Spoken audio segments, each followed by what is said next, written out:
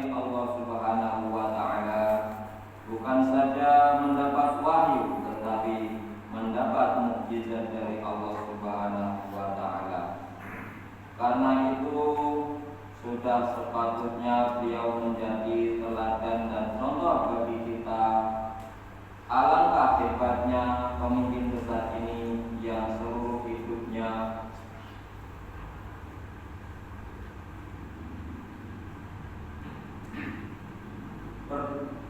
seluruh hidupnya dipersembahkan di atas persada amal. Batinnya lebih hebat, beliau percaya dengan seyakin-yakinnya bahwa beliau beriman kepada Allah Subhanahu wa taala, percaya kepada malaikat-malaikatnya, kepada nabi-nabi, percaya kepada kitab-kitabnya, percaya kepada qadar yang baik dan yang buruk, dan percaya akan hari kiamat. Beliau adalah pemimpin yang jujur. Karena kejujurannya inilah beliau mendapat gelar Al-Amin, artinya seorang yang sangat dipercaya. Gelar ini secara resmi mulai disebut-sebut oleh sejarah ketika memperkatakan bagaimana Nabi Muhammad SAW telah mengatasi konflik hebat yang terjadi antara seluruh suku Quraisy Mekah ketika mereka memperbaiki bangunan Ka'bah di Mekah pada tahun 35 dan dari umur Nabi Muhammad SAW. Ketika pilihan hakim jatuh kepada Nabi Muhammad SAW, semua orang di seluruh kabilah di Mekah gembira dengan menyatakan ini orang kepercayaan Al-Amin yang kita nantikan.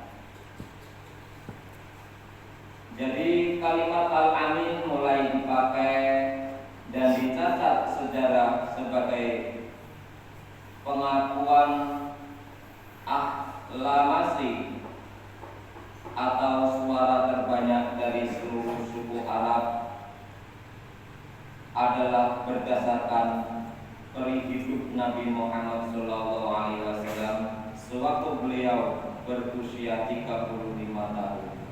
Gelar ini tidak bersifat gelar ilmiah seperti doktor, profesor, dan sebagainya, melainkan gelar yang ada sangkut pautnya dengan kualitas akhlak.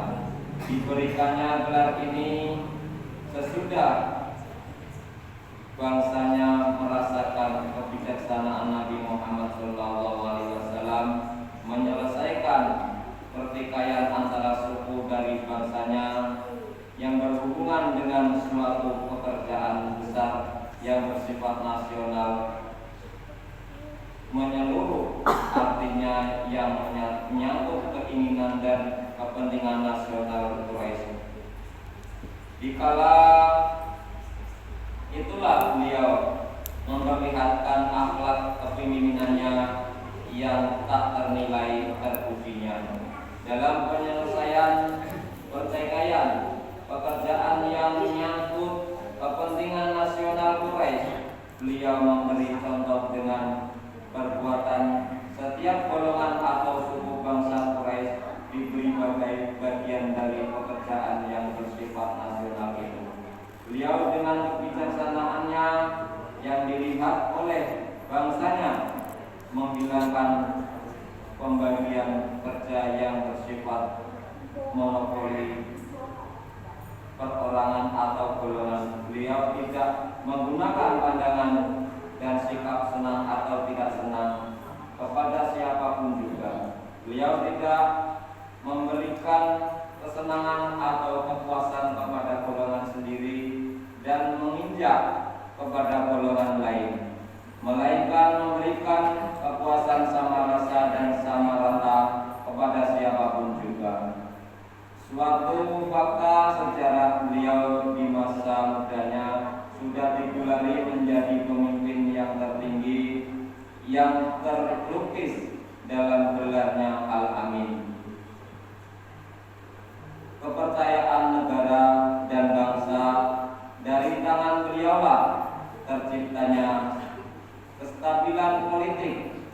karena masing-masing golongan atau suku bangsa memperoleh haknya dalam pekerjaan yang menyangkut kepentingan nasional. Nabi Muhammad SAW sebagai utusan Allah yang terakhir dengan amanat yang dibawanya merupakan perwujudan yang nyata dari sifat-sifat Rahman dan Rahimnya Allah terhadap hamba-hambanya, bahkan merupakan penyempurna dari semua kenikmatan yang telah diberikannya kepada sekalian penghuni alam. Hal ini sesuai dengan firman Allah, wa ma arsalnaka illa rahmatan lil alamin.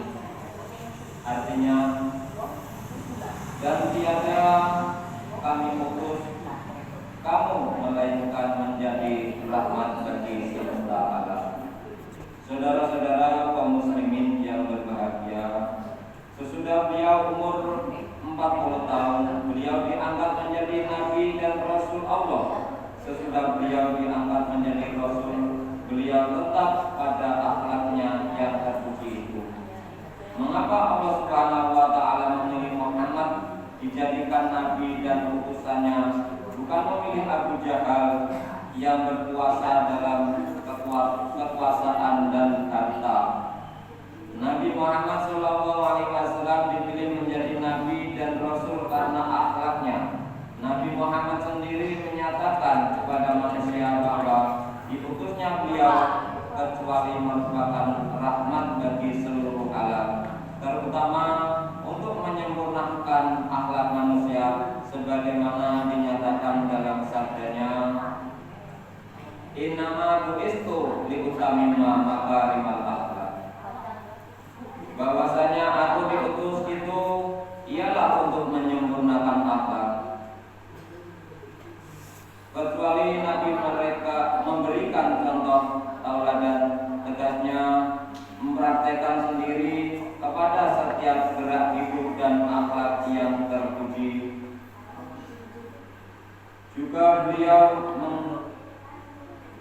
mengikat pengikut-pengikut beliau dengan ikrar untuk mewujudkan akhlakul karimah kepada pribadi-pribadi mereka. Dalam hal ini dapat kita lihat dalam ikrar Aqabah